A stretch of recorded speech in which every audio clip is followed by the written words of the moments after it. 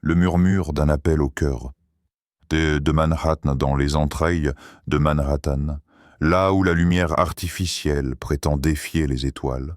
Une vibration ancienne traverse le béton comme un souffle d'éternité. Ce n'est pas un bruit. Ce n'est pas une sirène. C'est une parole ancienne. Une parole qui ne cherche pas à convaincre, mais à rappeler. Les gratte-ciel dressés comme des idoles de verre n'ont pas pu empêcher ce murmure de traverser les fissures. C'est le Hadan, l'appel à la prière. Un son qui semble venir d'un autre monde, et pourtant, il s'infiltre dans celui-ci avec une douceur indomptable. Dans le Bronx, dans Harlem, dans le Queens, il s'élève, pas pour se faire entendre, mais pour réveiller. Allahu Akbar. Allahu Akbar. Dieu est plus grand que Wall Street, plus grand que les projecteurs de Times Square, plus grand que la peur de ne pas réussir, plus grand que le vide qui ronge les âmes derrière les sourires américains. Ce murmure, certains l'entendent au réveil d'un cauchemar, d'autres en sortant d'un club à 4 heures du matin, d'autres encore simplement en croisant un regard. Il n'a pas de forme fixe. Il s'adresse à ce qui reste vivant au fond du cœur, même quand tout le reste est mort. Un homme d'affaires en costume s'arrête sur un banc, les yeux fermés. Il n'a jamais entendu cet appel, mais il sent quelque chose. Il ne comprend pas l'arabe, mais il ressent le silence entre les syllabes. Ce silence-là, il le reconnaît. C'est le même que dans ses insomnies. Une femme, ancienne danseuse dans un club, entend le même appel. Elle s'arrête, une larme coule sans permission. Elle n'a jamais cru en rien sauf en sa solitude. Mais ce jour-là, elle entend quelque chose. Ou quelqu'un. Quelqu'un qui ne lui demande rien mais qui l'appelle sans jugement. Ce n'est pas un appel à changer de religion. C'est un appel à rentrer chez soi. Il y a dans cet appel quelque chose d'invisible mais irrésistible. Quelque chose qui transcende les langues et les blessures. Quelque chose d'antique et d'intime à la fois. Comme si, malgré toutes les distractions, les déchirures, les doutes, la vérité ne lit pas avec tes yeux, lit avec ta douleur. Je suis rentré chez moi ce soir-là, comme tous les autres soirs, sauf que ce livre était là. J'ai commencé à lire. Je ne comprenais pas tout. Mais ce n'était pas une question de comprendre. C'était une question de ressentir. Et à un moment, sans prévenir, les mots sont devenus des miroirs. Et moi, j'ai pleuré. Pas les larmes habituelles, pas celles qu'on essuie vite pour ne pas perdre la face. Non, celles-là venaient de loin, peut-être même d'avant ma naissance. Dans cette eau, j'ai été lavé.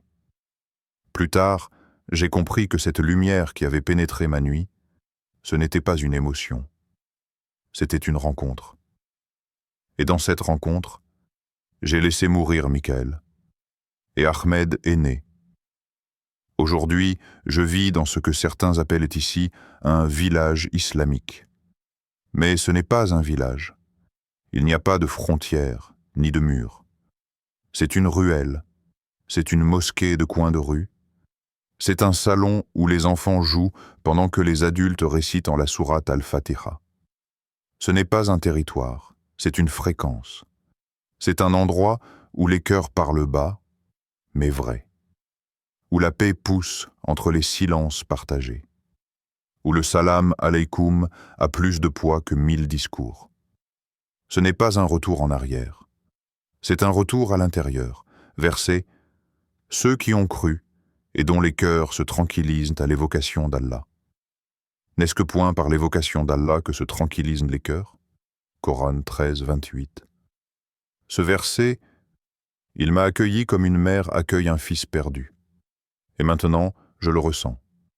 Tous les jours, quand je fais mes ablutions, quand je dépose mon front au sol, quand je ferme les yeux et que je prononce le nom qui fait tout exister.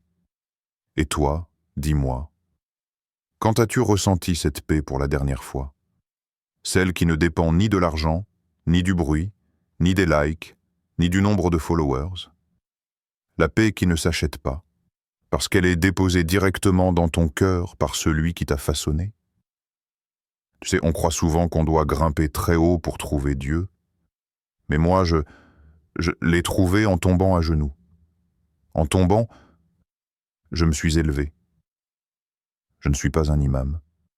Je ne suis pas un érudit. Je suis juste un homme qui, un jour, a osé regarder sa douleur au lieu de l'anesthésier. Et dans cette douleur, il y avait une porte. Et derrière cette porte, il y avait la lumière d'Ahmed III. Journal spirituel, l'architecture du cœur. New York s'éveille, mais pas seulement dans ses avenues, pas uniquement dans ses marchés aux fleurs ou ses métros haletants. Quelque chose d'autre s'éveille dans ses marges, dans ses recoins silencieux, dans ses villages invisibles. Ce matin, j'ai marché dans le quartier de Astoria. Un ancien café, jadis déserté, résonnait doucement. Pas de jazz, pas de bruit de machine à espresso, mais une mélodie venue d'un autre monde. Subhanallah, Alhamdulillah, La ilaha illallah, Allahu Akbar. Ils étaient là. Une dizaine d'âmes, le visage tourné vers l'est. À l'unisson, un cercle d'humanité prosternée. Pas de grands discours, pas de pancartes, juste des cœurs qui rappellent et se rappellent. C'est ça, la nouvelle architecture du cœur. Pas des minarets, pas des murs en marbre, mais des rencontres à l'aube, des lieux reconquis par la lumière, des instants suspendus où les battements du cœur s'accordent au nom d'Allah. Une femme m'a dit, après la prière du Fajr, « Nous ne bâtissons pas des mosquées, nous bâtissons des foyers pour l'âme, et j'ai compris. » Ces villages islamiques ne sont pas dessinés sur Google Maps. Ils vivent entre deux poignées de main, dans un sourire offert, dans la récitation d'un verset dans une bouche tremblante, dans le thé partagé entre frères et sœurs d'origines différentes, mais d'aspirations uniques. Verset 10. En vérité, ma prière, mon sacrifice, ma vie et ma mort appartiennent à Allah, Seigneur de l'univers. Coran 6, 62. Cette parole est gravée dans leurs gestes. Ils ne sont pas là pour imposer, ils sont là pour se déposer. Offrir au tumulte du monde une alternative silencieuse, celle de la présence, celle du rappel, celle du village du cœur. Et ils transforment. Des cafés abandonnés deviennent des lieux de dhikr, des arrière-cours deviennent des madrassas vivantes, des ruelles sombres deviennent rayons de lumière au lever du jour. C'est une résurgence, pas une reconquête. C'est le cœur qui revient à sa maison originelle. Chaque prière est une brique invisible. Chaque salam est un ciment de fraternité. Chaque verset récité est une lumière posée là, dans le vide. Je note tout cela dans mon journal, non pas pour archiver, mais pour ne pas oublier. Je note aussi mes silences, mes propres absences, mes propres ruelles abandonnées. Question. Et toi, dans quelle rue de ta vie as-tu cessé de bâtir? Quelles sont ces zones oubliées de ton cœur où tu as laissé la poussière recouvrir la foi? Et si ton cœur, lui aussi, avait besoin d'un village? Un village où le nom d'Allah est la seule devise. Un village sans murs, sans frontières. Un village qui se construit chaque fois que tu poses ton front au sol, même si tu es seul. Un village qui commence peut-être là, maintenant, à l'intérieur. Je referme mon journal, mais le village continue. Il ne dort jamais vraiment. Il s'allume dès qu'un cœur dit « Allahu Akbar ». 4. Style ancestral et philosophie du souvenir. Les traces des premiers croyants noirs. Écoute, avant les écrans, avant les néons, avant même que les trains ne grondent sous New York, il y avait des voix sans micro, des voix portées par la douleur, par la mémoire, par la foi. Dans les champs de coton, la nuit tombait et les esclaves chantaient. Pas pour le maître, pas pour survivre, mais pour se souvenir. Ils chantaient Allah sans le dire, car le fouet tombait vite. Mais dans leur langue, dans leur cadence, dans leur silence, Allah était encore là. Beaucoup d'entre eux venaient de Sénégambie, du Mali, du Nigeria. Des terres où l'appel à la prière retentissait bien avant que les chaînes ne s'abattent. Des terres où les noms comme Abdoulaye, Fatima, Ousmane étaient les chants du quotidien. Et quand ils furent arrachés à leur terre, on leur arracha leur nom, leur langue, leur prière. Mais pas leur âme. Dans les prisons modernes, dans les quartiers marginalisés, quelque chose s'est rallumé.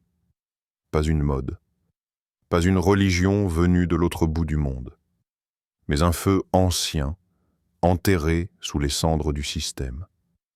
Un feu transmis par les regards des grands-mères, les soupirs des pères absents, les gestes de ceux qui ont aimé même sans comprendre. Verset « Et nous avons certes honoré les fils d'Adam » Coran 17, Ostandi. L'islam n'est pas arrivé ici. Il est revenu.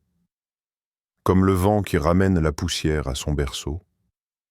Dans Harlem, dans Brooklyn, dans les coins oubliés par le pouvoir, les noms changent. Mais ce n'est pas une mode. C'est une résurgence du sacré. Michael devient Malik. Tasha devient Aïcha. Le prénom est un acte de rébellion douce, un acte de renaissance. Car donner un nom, c'est nommer l'âme. Et dans l'islam, le nom est un rappel de destination. Dans les ruelles de Brooklyn, j'ai vu un homme s'appeler Bilal. Comme Bilal ibn Rabah, l'esclave affranchi, le premier muezzin. Celui dont la voix, brisée par les chaînes, devint l'appel du ciel. L'homme m'a dit, « Ce nom, frère, c'est ma liberté. C'est mon passé et mon futur. C'est mon cri et mon repos. » Les tambours reviennent, mais ce sont des tambours du cœur. Ils battent à l'unisson avec les Subhanallah, avec les Astaghfirullah, avec les Bismillah qui naissent à nouveau dans les bouches longtemps muselées. Et dans cette redécouverte, il n'y a pas que des individus.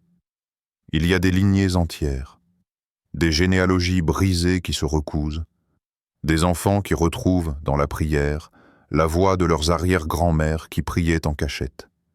Il ne s'agit pas de conversion, il s'agit de rappel, de dhikr au niveau de l'âme collective. Question. Et toi, si ton vrai nom était celui que ton âme a oublié? Et si revenir à Dieu, ce n'était pas apprendre quelque chose de nouveau, mais simplement te rappeler ce que tu as toujours été, avant qu'on te donne un nom, une langue, une identité prête à porter?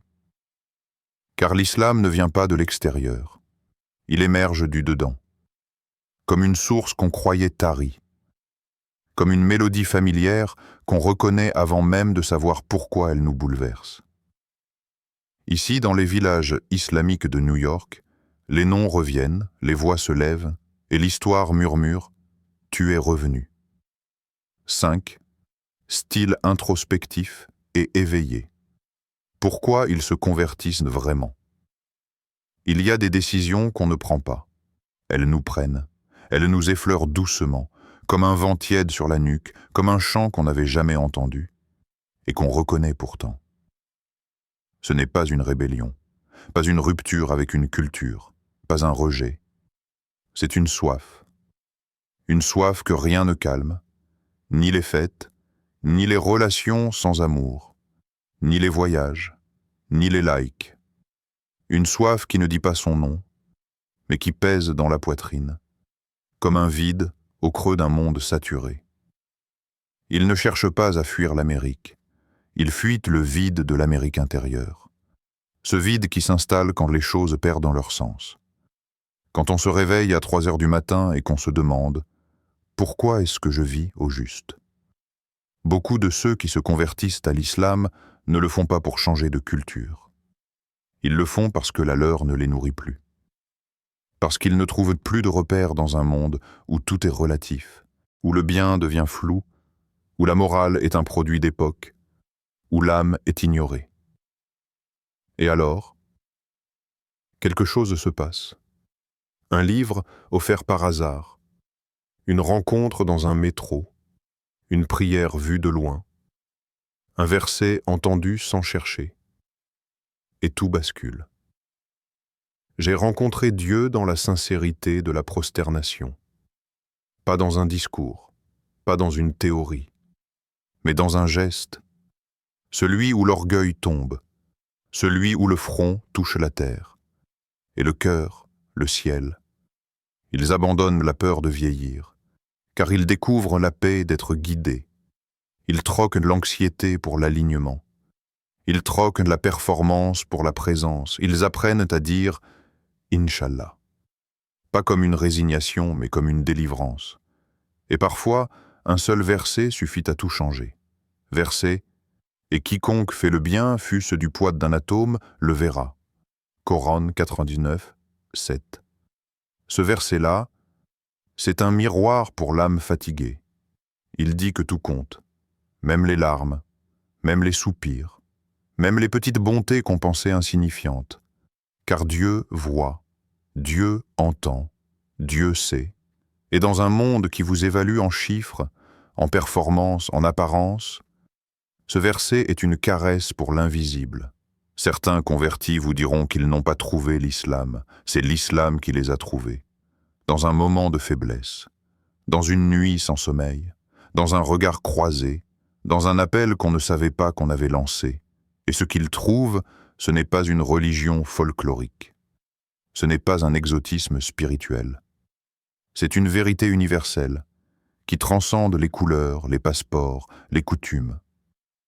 Un homme converti à 70 ans m'a dit un jour « Je n'ai pas perdu du temps. J'ai été préparé toute ma vie à ce moment précis. » Et cette phrase-là, elle reste, comme une pluie fine qui s'infiltre sous la peau. Question. Que reste-t-il quand tout est éteint? Quand les projecteurs s'éteignent?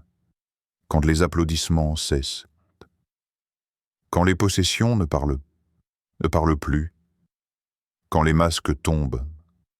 Que reste-t-il? Sinon ce poids léger, ce frisson dans le cœur, ce nom que personne ne voit mais que Dieu connaît. Le nom que tu portes lorsque tu es en prosternation, seul, et que tu dis sans mots, me voici. 6. Épilogue symbolique et ouvert. New York comme Médine invisible. Peut-être qu'on s'est trompé. Peut-être que Médine n'est pas seulement un lieu. Peut-être que c'est un état intérieur, une fréquence du cœur, un parfum que seules les âmes éveillées perçoivent. À New York, tout va vite. Les pieds s'agitent, les métros crient, les enseignes clignotent, mais entre les interstices du béton, quelque chose pousse. Dans les recoins du Bronx, à Harlem, dans Brooklyn, on entend parfois des mots murmurés au-dessus des toits. Subhanallah, Alhamdulillah, Allahu Akbar. Ce ne sont pas des slogans, ce sont des semences. Et ces semences font naître des jardins. Pas des jardins de terre, des jardins intérieurs. Le prophète Muhammad, paix et bénédiction sur lui, avait quitté la Mecque pour Médine. Non par faiblesse, mais pour préserver la lumière, pour que la foi puisse pousser en paix. Et si les villages islamiques de New York étaient les Médines de notre temps? Non pas des cités conquérantes, mais des refuges du cœur, des havres invisibles, là où les âmes ne fuient pas un lieu, mais fuient l'oubli, là où l'exil devient une renaissance. Verset « Allah est la lumière des cieux et de la terre » Coran 24, 35. Oui, peut-être que l'islam ne progresse pas comme on le croit, pas en statistiques, pas en bâtiments, pas en grandes déclarations. Il avance comme une lumière, silencieuse, persistante, douce comme l'huile d'une lampe que rien n'éteint. Et cette lumière se transmet, d'un regard à l'autre, d'un verset à l'autre, d'un silence à l'autre. Les médines invisibles ne se visitent pas. Elles se reconnaissent. Comme on reconnaît le foyer après une longue errance. Et toi, quel est ton exil? Dans quel désert erres-tu sans t'en rendre compte? Question finale. quel village habite ton cœur?